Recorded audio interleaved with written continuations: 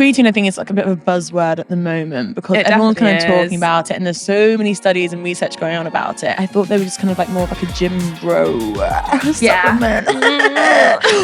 Sorry. The research done on women versus men has been really limited.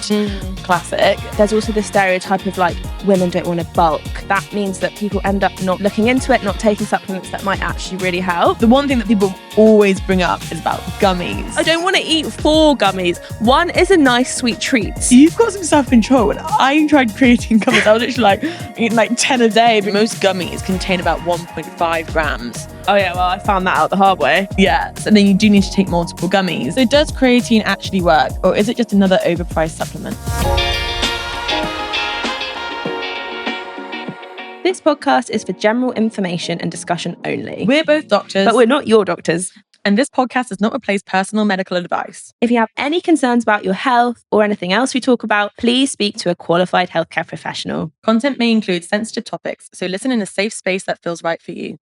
Hi guys, welcome to another episode of Taboo Topics podcast. Today we've got a really exciting episode talking about creatine. We'll be talking about the side effects, the benefits, the potential research and how it's going to be helping with menopausal symptoms or with our brain health as well. But just as some trigger warnings, we'll be talking about weight gain, body image and mental health. So if any of these are sensitive topics for you, feel free to listen in a safe space or skip this one. We actually have to have a serious talk right now.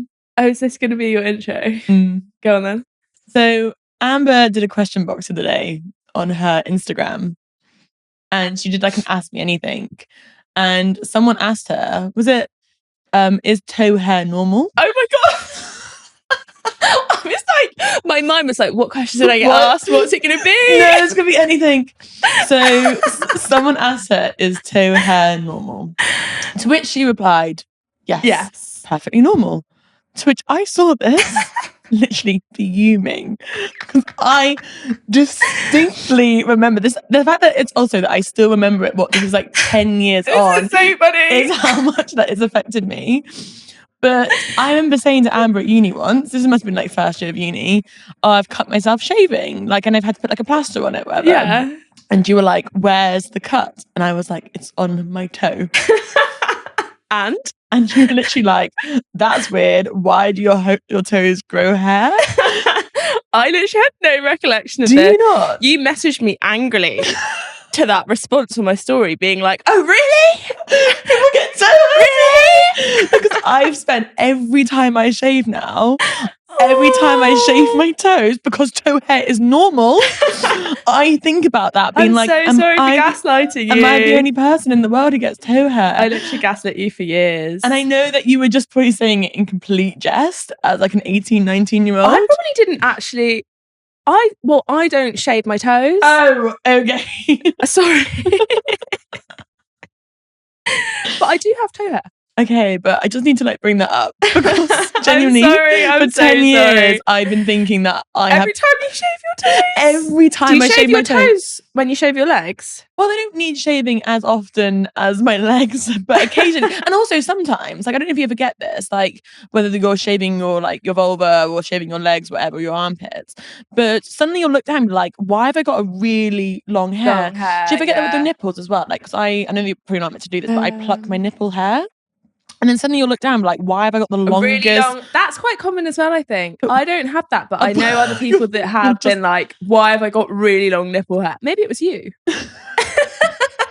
But like, I'll just look down and suddenly it's like a really long hair. And I'm like, I looked yesterday and it wasn't there. Was it there? Oh no. No, and then you look the next day and it's there. And it's just grown.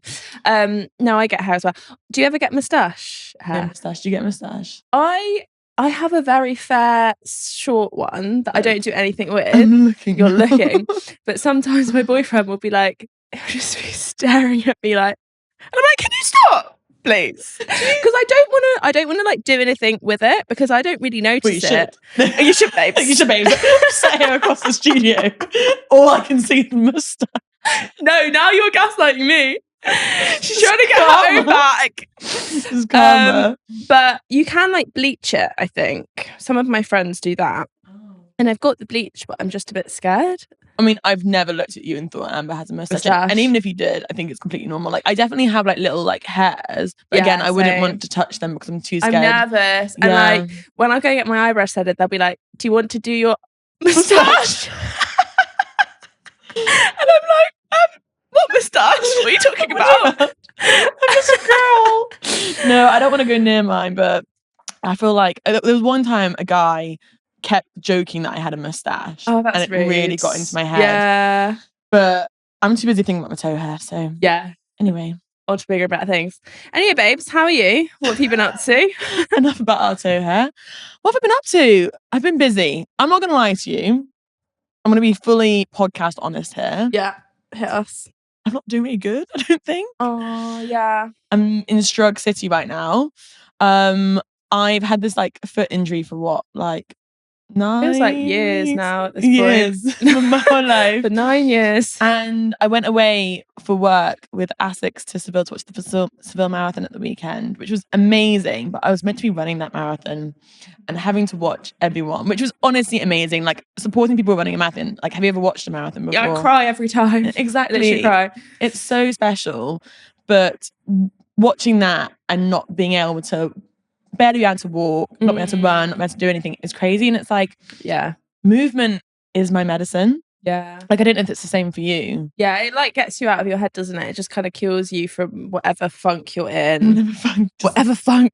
Literally, like, just going for a run, like, changes my complete headspace. And not being able to do that's been so hard. Like, I've gone through so many things in my life, whether that's like depression, anxiety, grief, and running and movement has completely saved my life. Like, and that's why I'm so glad that I get to work with like Essex, because their whole thing is like sound mind, sound body, and it's all about how you can get out your mind by moving your body. Yeah. And not being able to do that, I've just found it really hard, and I'm just really jealous of everyone getting to run about, basically. Yeah, I know. It's so shit, like having to be on the sidelines when you would normally be running. Yeah. Especially when it's like you would normally be running, but you also can't really do any form of movement without it like exacerbating your injuries. It's like walking, you know? Exacerbates. Yeah. It's like, okay, great. I know. I really want to be like a Debbie Down on the podcast, but I just feel like I just have to be like so honest with it. But like at the same time, I think it's just shown like, and I think this is, you know, that whole phrase of like, if exercise is a pill, like a doctor would prescribe it to everyone.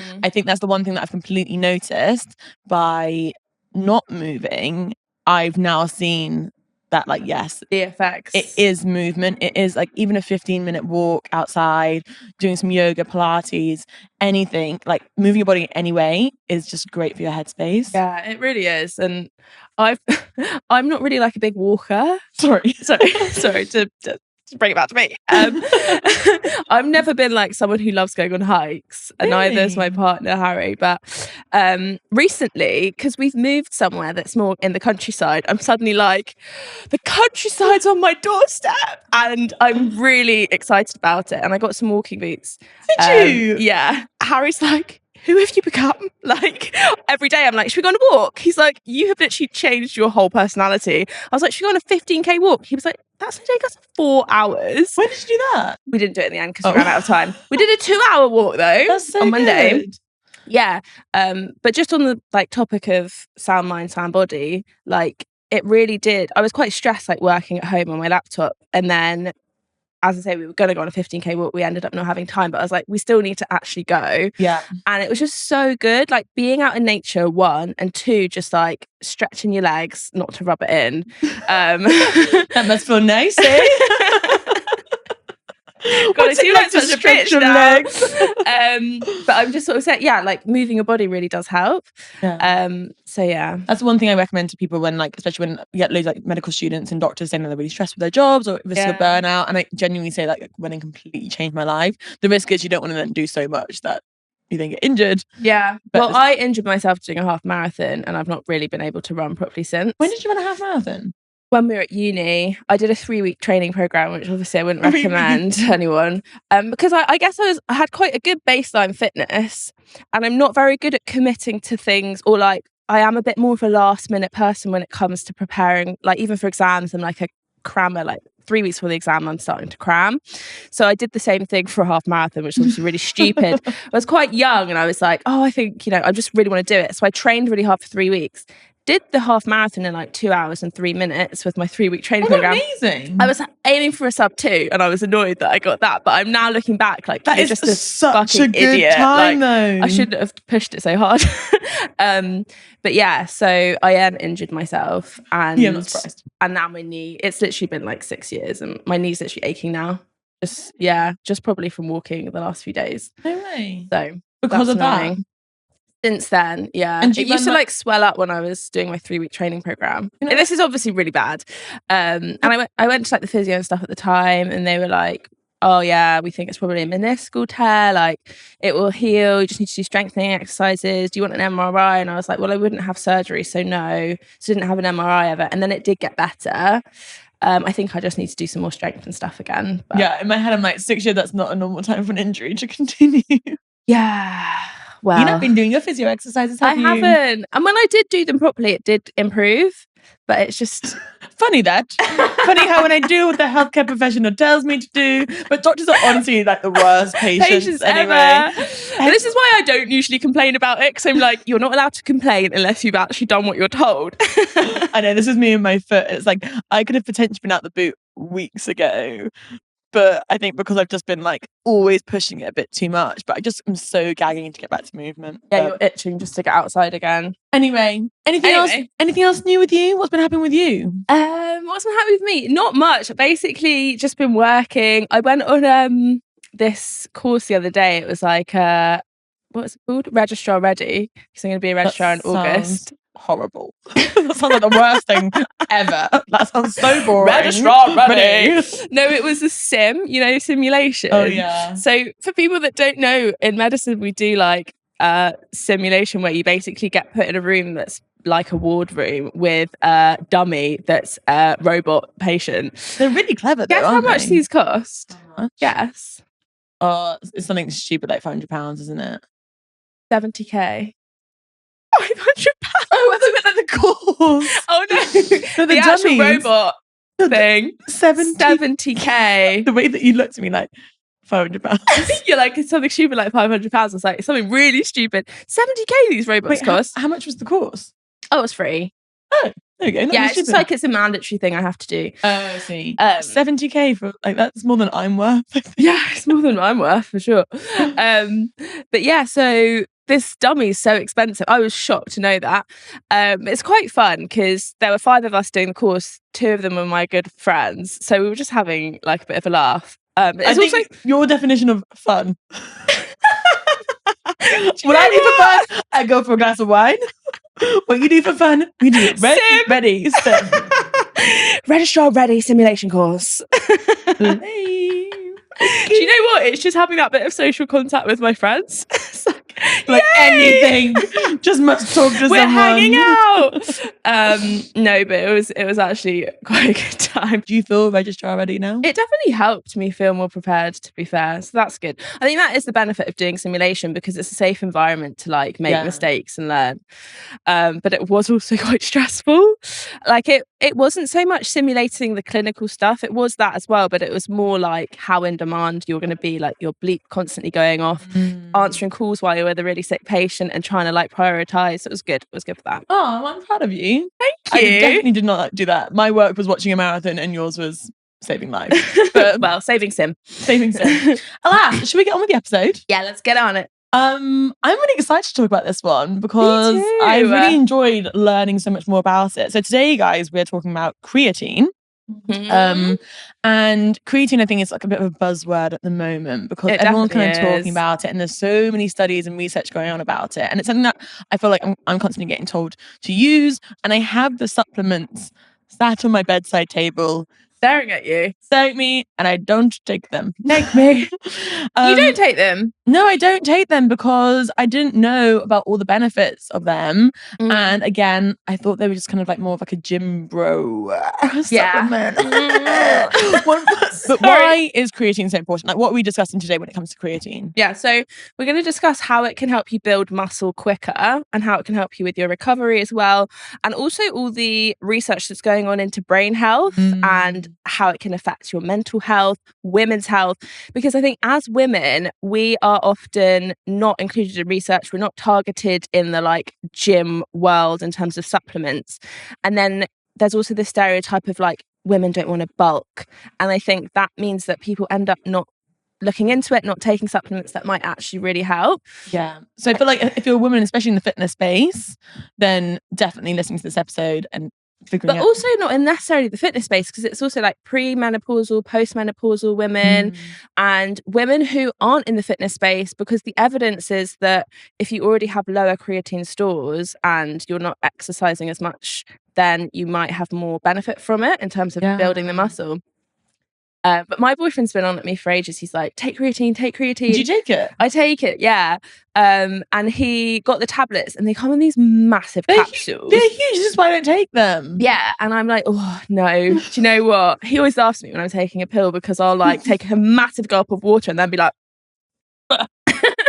and honestly, it puts me off taking them. So he got me some gummies and I've been taking those for a while, but we'll get on to gummies later. Yeah, definitely. Like, I also really enjoy the gummies, but they're delicious. Some speculation about them. Anyway, should we start from basics? Let's start with the really boring sciencey stuff at the start. Yes. Creatine is a naturally occurring substance in the body, which is kind of created in the liver and brain predominantly. Actually, your body does create creatine, and then also with the creatine you get from your diet as well, you should have enough for what you kind of need to function as a daily human being. So you don't really need to take the supplementation. Yeah.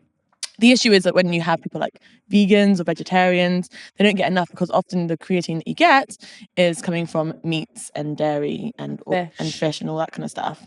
But you produce it in the body and then it's stored as something called phosphocreatine. This is going to get like really weirdly sciencey. But I think something for me is like understanding where it kind of comes from and why we need it will then motivate me to want to take it. Yeah, exactly. It was making me laugh like reading about this episode, because it took me back to first year of medical school where we had to learn like the Krebs cycle. And I was like, God. No. And like the mitochondria, the powerhouse of the cell, because that's where all of this stuff's happening. And the people that have like learned about that in biology or in uni will remember ATP, which is adenosine triphosphate. And that is something that helps, release energy. So it's really important. And that happens in the mitochondria. God, you're just saying all these buzzwords like anyone. ATP, mitochondria, ADP. It might be a bit confusing, but basically ATP is really important for energy in the body, and creatine helps to donate a phosphate to make ATP. So you've already got it in your body, but you can take it as a supplement and it can help to give you that boost as well. So especially if you've got lower stores of it, so if you aren't getting as much in your diet, like you said, if you're vegetarian or vegan, but also it can be really good if you want to get stronger and build a bit of muscle, because it can give you that energy to do extra reps and to continue in kind of high powered exercise. It's less good for endurance exercise. Yeah, because it's basically like you're using that ATP for that immediate energy source. So when you're doing like sprints and in the gym, like you want to have that energy there and then. And if you've got that store of phosphocreatine, that phosphocreatine can immediately donate this phosphate to the ATP to give you more energy, so that's more power. And obviously, if you've got more power in the gym, you can do more reps, you'll get stronger. So there is so many studies to show that it can get you stronger and more muscle mass, more muscle strength, which is great. Yes. But then with endurance sports, because you're doing like more slow release stuff, you don't need as much power, then you're not really getting that immediate energy source. So there are studies to say that it's not as beneficial in endurance sports. But at the same time, like if you've got, like for me, like a marathon runner, I still need muscle in my legs, and I'll still be going to the gym as well. So having that more muscle there is kind of like that strength, won't you, and to build up that muscle. Exactly. The other thing to say is if you just take creatine every day, it's not going to just build the muscle by itself. What? God damn it. No! That would honestly be so good if you just take a supplement and just get... That's basically just steroids at that point, isn't it? Oh, yeah. Maybe I should start some steroids. Becca just gets huge. It's like, I thought you couldn't move. You'll see me for series 2 of the podcast. I'm like, absolutely ripped to shit. Question, and you might not know the answer to this, but if you take steroids and you don't work out... does it work? You'd still have to do a bit of exercise, but you just pile it on. Yeah. But with creatine, like obviously it's more effective if you are doing resistance training. Yeah, exactly. Yeah, that you have to be working out those muscles to build them. It just lets you do more of the workout. You know, you can do an extra rep. That's so annoying because I hate the gym. Which is probably why I got injured to begin with. Inside. I'm doing my best. I am going back to the gym. It's Yay! good. Anyway, so that's how creatine works, which is great. And we know that it can be useful. So if you are going to the gym and you want to build muscle, that's fantastic. But what about for kind of women's health? And are there any specific benefits for us as women that, is being researched at the moment? I think the annoying thing with this and so many other supplements is that the research done on women versus men has been really limited.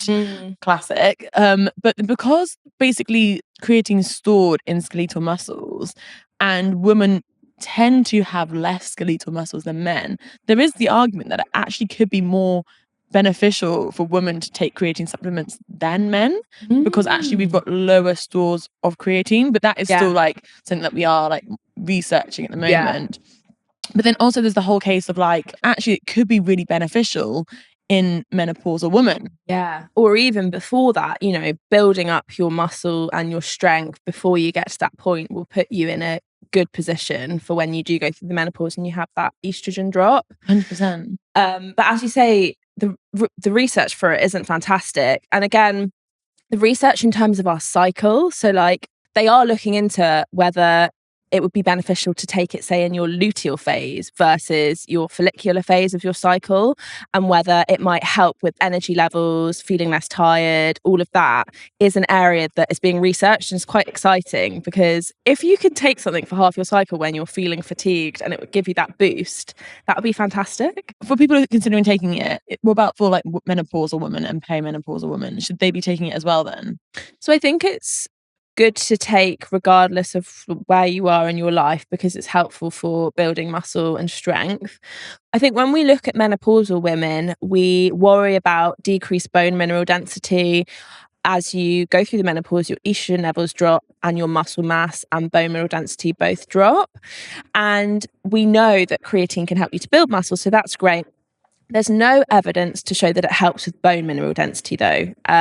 So that is something to bear in mind. And there was a paper that I looked at that showed that actually it didn't help the postmenopausal women build muscle at all, which is interesting. I mean, some show that it really does, but then we want to give a balanced argument of all the papers we've read. And one showed that there was no significant difference between women that were taking it and that weren't taking it if they were both in the gym doing exercise.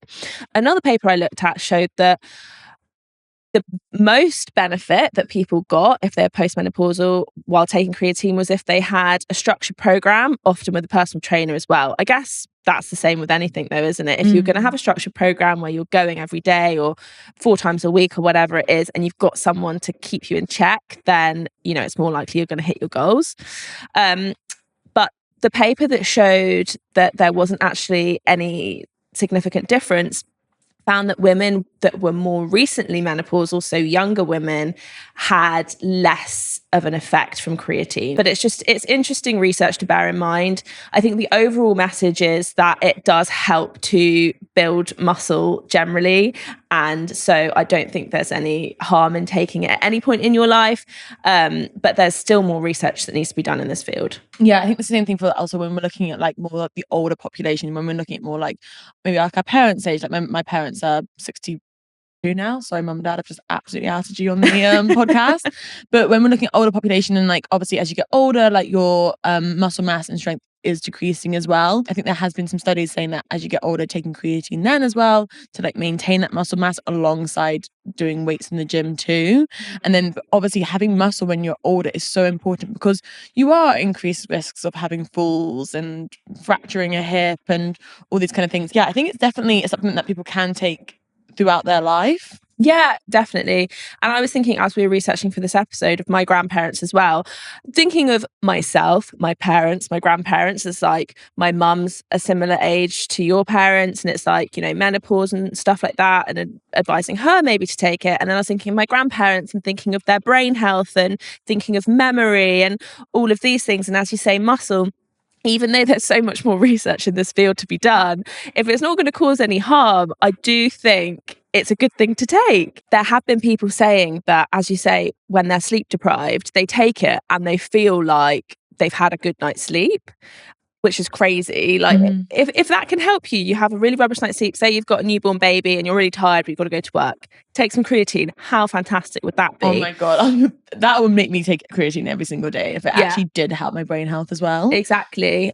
So we'll definitely be looking out for the research papers on that when they come out, if they come out. I did see one study about whether it could help with like schizophrenia, but obviously like really under research. But it's just really exciting that there is potentially a supplement which could help with all these cases. It's an any brain disorder as well, which has like potentially like low oxygen in the brain as well. So we're looking at like concussion, traumatic brain injury. Yeah. So there's so many things to think about. And then the same with neurodegenerative disorders as well. So we're talking like Alzheimer's, Parkinson's, Huntington's. Yeah. There's research going to that about whether taking creatine can actually like reduce the risk of going into those disorders as well. Exactly.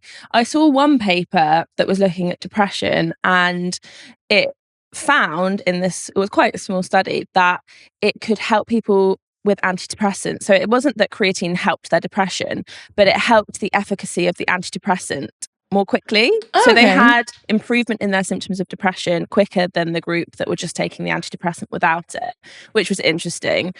I think we're going to caveat everything we're saying on this with that the research and the studies that have been done are very small, and there is more research that needs to be done before we could go about advising people doing this. But it's just really interesting. Yeah.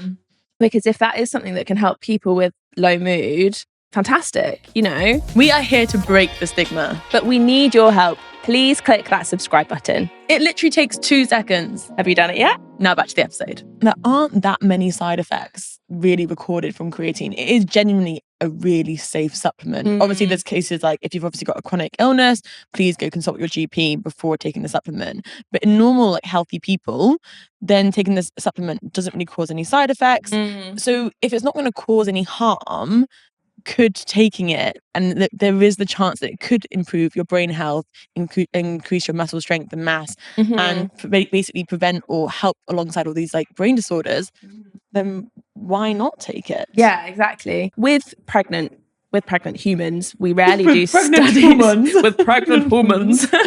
We rarely do studies on them because it's like too risky. It's too risky. So we don't have any evidence for that in humans, and we wouldn't be able to recommend pregnant people taking it because there isn't that evidence. But hopefully we'll find out a bit more about the safety profile of it in pregnant women at some point.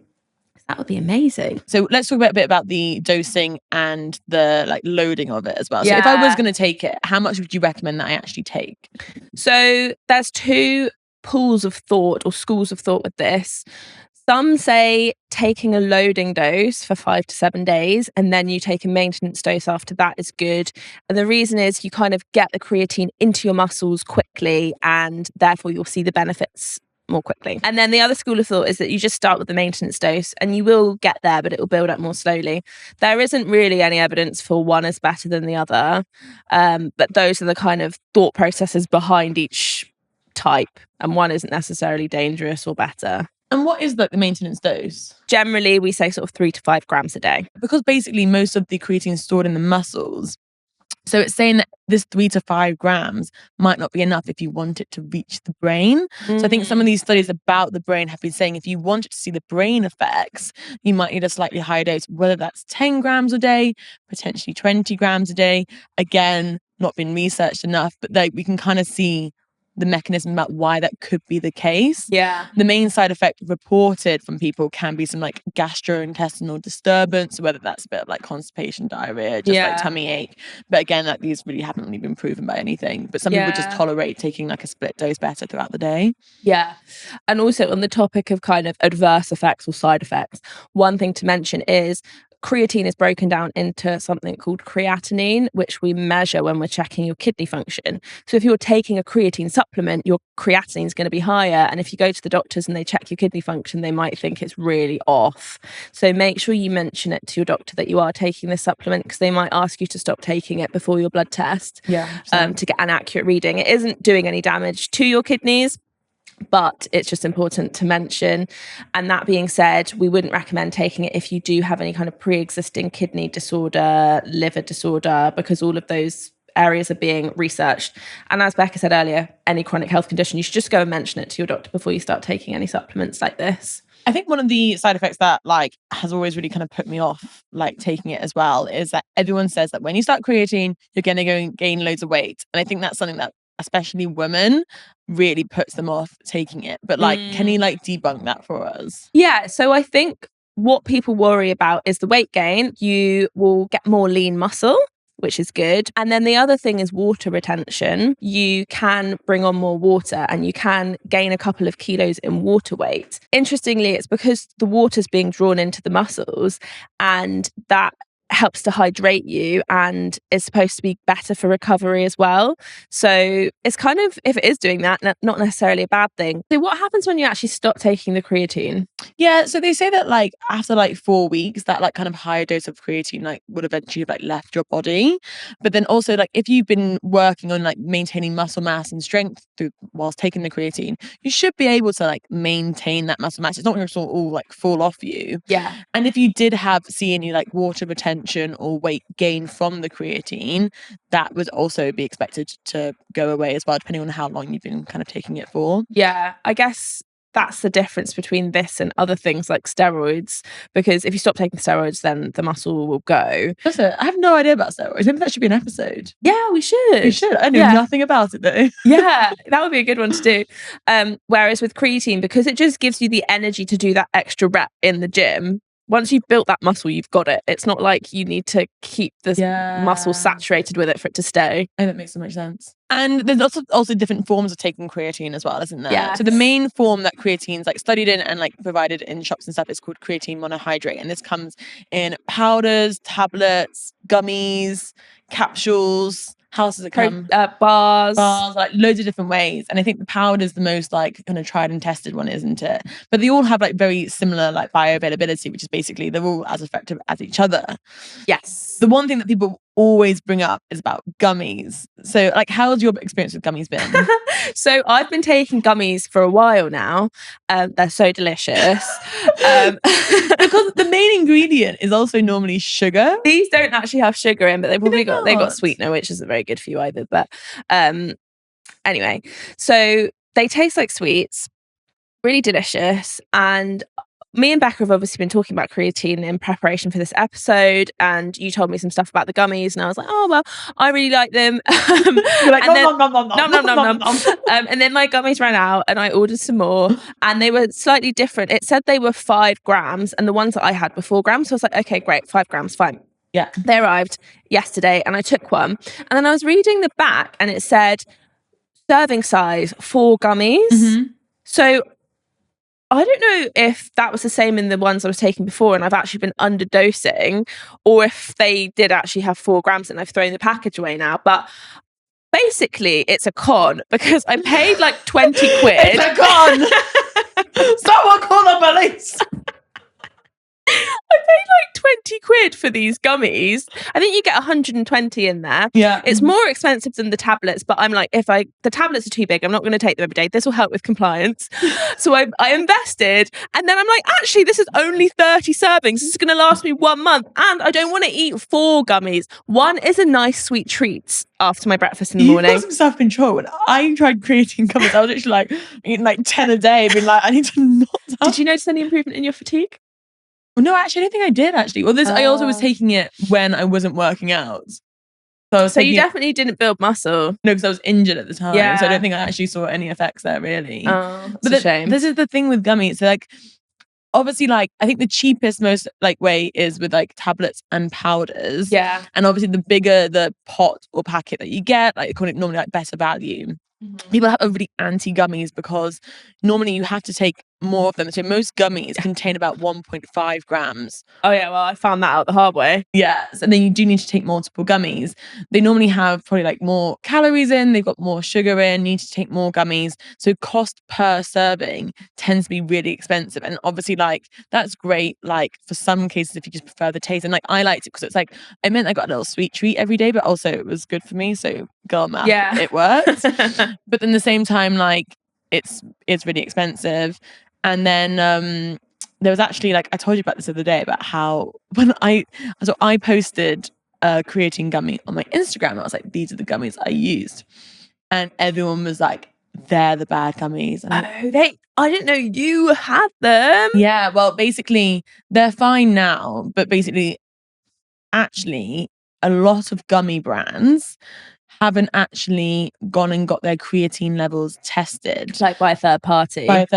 Because it's a non-regulated thing. Well, it's a supplement. It's not a drug, so it's not regulated by the FDA, for example, in the States. Yeah, it is a supplement, so it has different regulations and doesn't have to go through the same stringent testing, which is why you can just buy it over the counter. Exactly. So you can get it and you don't actually know how much it's technically got in. So there's one brand that then got them tested, and instead of 1.5 grams or whatever it was meant to be, it had like 0.008 God, so you really were just having a sweet treat. Yeah, literally a sweet treat. They obviously then went back and they fixed it, and they now say we fixed it, and it is. So when I was taking them, it did have creatine in. Yeah. But everyone was like, that's the brand that effed up. I will not mention the brand. There's so many supplements out there that it can feel really overwhelming. You're like, oh my God, do I need to take all these tablets every day?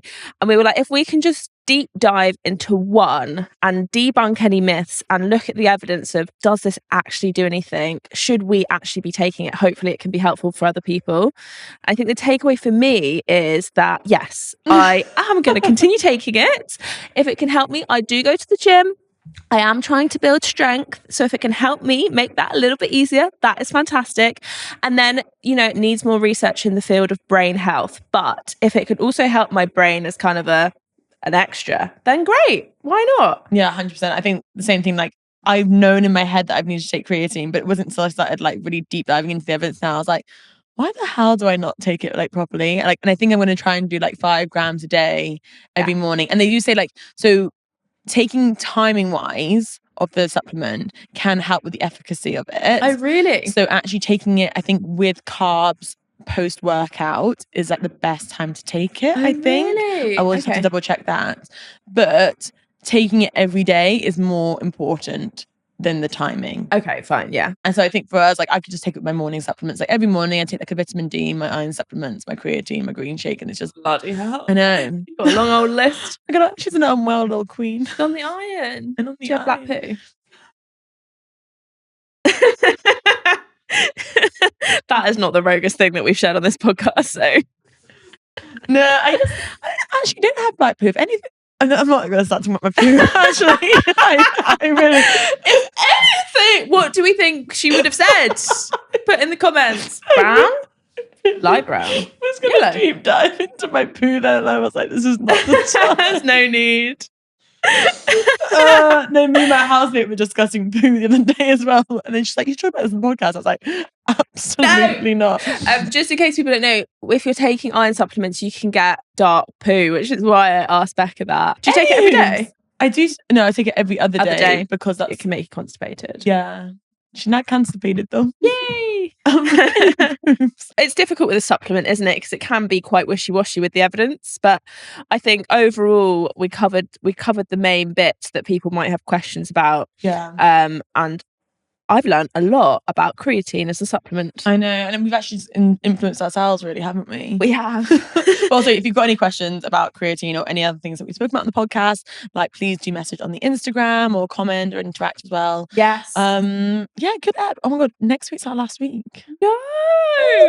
Last one of the series. If you've enjoyed this, guys, please give us a subscribe and a follow and tell all your friends to listen, because it might mean we can do another series. We want to carry on doing this. I know. And we'll be on the second to last episode of the series. So do you reckon you could remember all the Apple Music, Spotify things?